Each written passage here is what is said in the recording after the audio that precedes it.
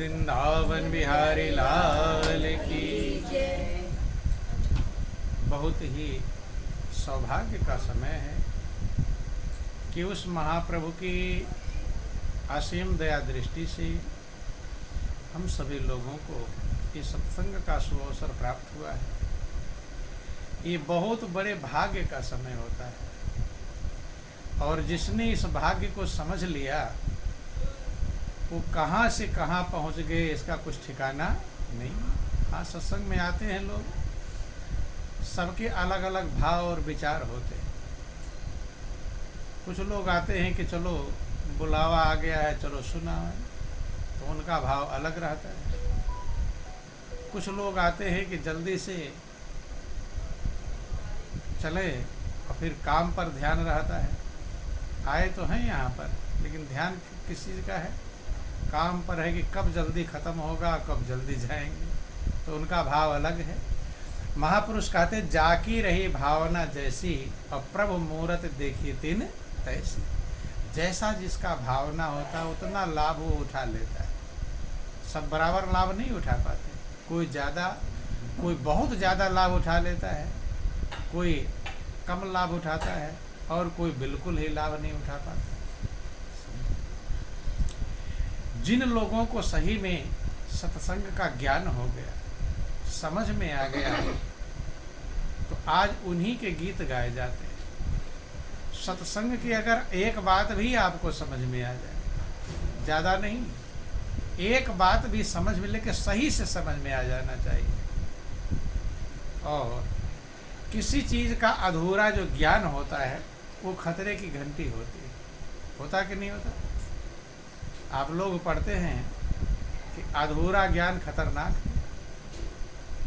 Little knowledge is dangerous thing है। किसी चीज़ का अधूरा ज्ञान है, मान लो बिजली का अधूरा ज्ञान है? अब जाकर तार सही कर रहे हो तो ज्ञान नहीं है तो मार देगा कर्म। समझ में आया? किसी भी चीज़ का, अब मोबाइल का अधूरा ज्ञान है, कुछ चल नहीं रहा, खोल खाल के खोल दिए, अब बना नहीं सकते और ख़राब हो गए। समझ में आया? तो ऐसे ही महापुरुष कहते हैं कि अगर सही में जिसने सत्संग को समझ लिया और एक बात भी सही से समझ में आ गई, वो अपने जीवन की मंजिल को प्राप्त कर लेता है, जीवन को आनंदमग्न कर लेता है, जीवन को संतुष्ट कर लेता है। जिसके लिए जिंदगी मिली थी वो जिंदगी उसकी सार्थक हो जाती है। लेकिन कब? जब समझ में आ जाए। जल्दी ये बातें समझ में आती नहीं। महापुरुष समझाते हैं कि जिसका भी आप सुनते हैं कहानियाँ, एक ही शब्द सुन लिया और जीवन बदल गया। बदल गया कि नहीं बदला? तुलसीदास का आप सुनते हैं, जो तुलसीदास ये नहीं पहचान पा रहे थे कि मुर्दा है कि नाम, सांसारिक थे कि नहीं थे, अपने दिल से पूछो। है? आप कितने बड़े संसार के माया जाल में फंसे हुए हैं, लेकिन आप मुर्दा और नाव पहचान लेंगे, पहचान लेते हैं कि नहीं? और तुलसीदास पहचान पाए थे? तुलसीदास नहीं पहचान पाए थे। तो आप तुलसीदास से आगे हैं कि पीछे? आगे हैं, वो पहचान नहीं पाए थे, आप पहचान लेते हैं। सांप और रस्सी नहीं पहचान पाए थे, माया के जाल में जकड़े हुए थे। इसके जकड़ा हुआ कहते हैं।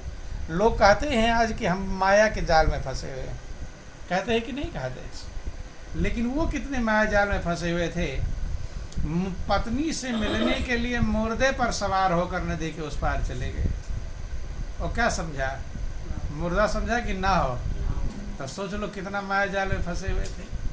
सांप को पकड़कर छत पर चढ़ गया तो क्या समझा?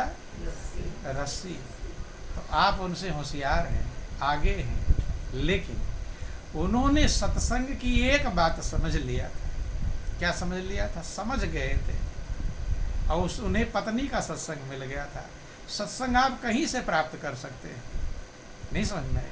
सत्संग का मतलब सत्य का संग हो जाए।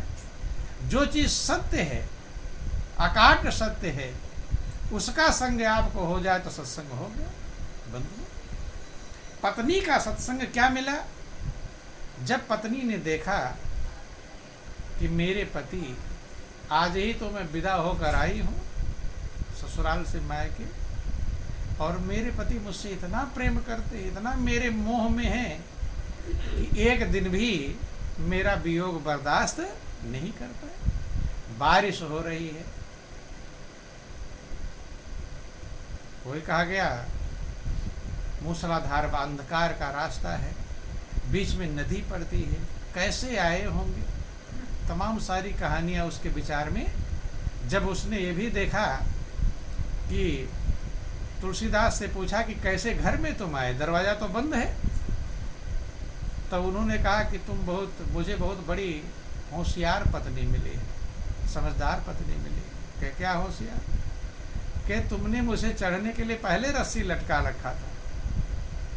उसने सोचा रत्ना मैंने रस्सी फंसी तो लटकाया नहीं है, अब उसी को चढ़ कर माया जो तुमने रस्सी लटका रखा था। कहते अच्छा कहाँ पर रस्सी है? चूंकि अंधेरा था, जब दीपक लेकर जाती है तो देखती है कि वो रस्सी नहीं, काला नाग है। एकदम चौंक जाती है। ध्यान में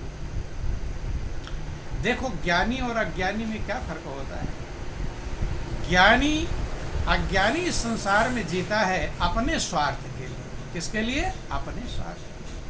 और ज्ञानी जीता है परमार्थ के लिए, दूसरे की भलाई के लिए। तो तुलसी दूसरी कोई पत्नी होती, अगर उसका पति आता मिलने के लिए, तो और इतना खुश होती कि मेरा पति मुझसे बहुत प्रेम करता है, और सब चाहते कि मेरा पति मुझसे प्रेम करे। नहीं समझ में? लेकिन वो सांसारिक नहीं थी, वो ज्ञानी उसे कहते हैं। जिसे सत्य का ज्ञान हो जाए, जो स्वार्थ से ऊपर उठ जाए, परमार्थ में पहुंच जाए, वो क्या कहलाता है? ज्ञानी। तुलसीदास की पत्नी रत्नावली स्वार्थ से ऊपर उठ चुकी थी। वो भी खुश होती कि मेरा पति तो मुझसे इतना प्रेम करता है, आधी रात को आ गया, मिलने के लिए आ गया। लेकिन नहीं, परमार्थ पर पहुंच चुकी थी। तब उसने देखा कि मेरे पति मेरे मोह में कितना है। जान की परवाह नहीं की। भाई काला नाग सांप काट लेता, मर जाते हैं। नदी में कैसे पार करके आए होंगे बंधु।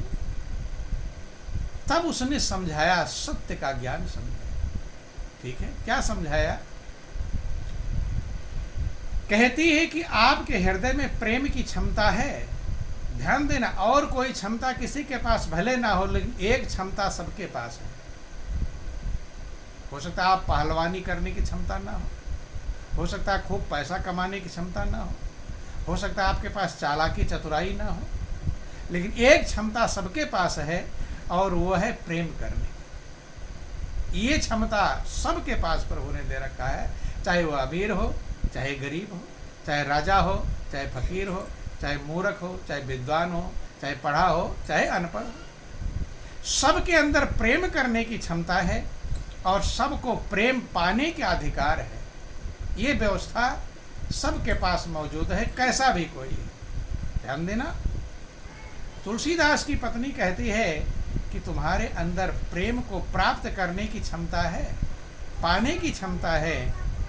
क्षमता के कारण ही तो, चूंकि कुछ भी मनुष्य को पाना हो, उसके मार्ग में जो बाधा आवे, बाधा को पार करके जब पहुंच जाए तो उसे क्षमता कहते हैं। और बाधा आया और रुक गया, तब उसे क्षमता नहीं कहते। बाधाओं को पार करके जो पहुंच जाए, तो तुलसीदास जी बाधाओं को पार करके आए थे।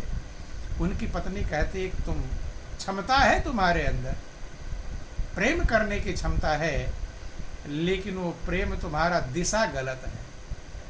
क्या है? दिशा गलत है, सही दिशा नहीं है प्रेम की। क्योंकि तुम नाशवान से प्रेम करते हो, जो नष्ट हो जाएगा, जो आज है और कल नहीं रहेगा। बोलिए प्रेम से गुरुदेव महाराज की।